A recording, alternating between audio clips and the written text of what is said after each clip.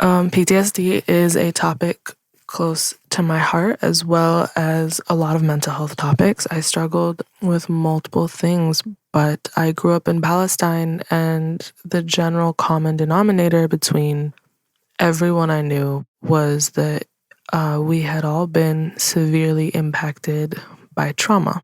I was born right before the second Intifada, which is like the second revolution. And I was born to a generation that had experienced both of them.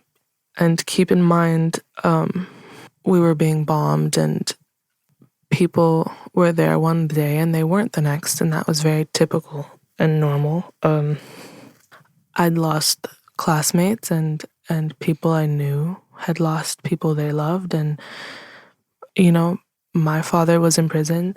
Their fathers were in prison. The men were gone and tortured, and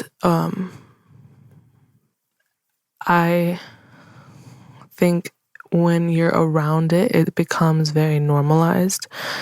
But when you're in it, despite everything that everyone's mad about, nobody seems to really talk about how is this impacting people's mental health? How are these kids going to be feeling 1, 2, 3, 30 years from now?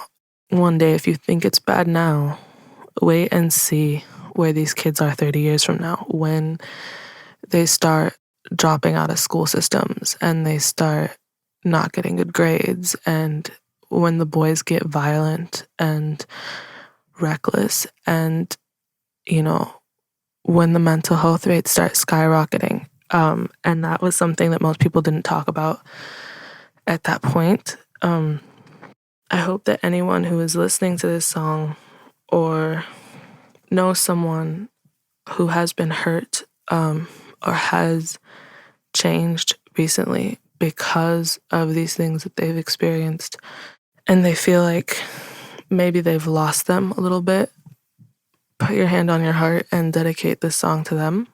I wrote this song about someone who was one of my best friends in the whole entire world, and who I love very much, and watching them through pain that I recognized within myself. And I hope you can do the same.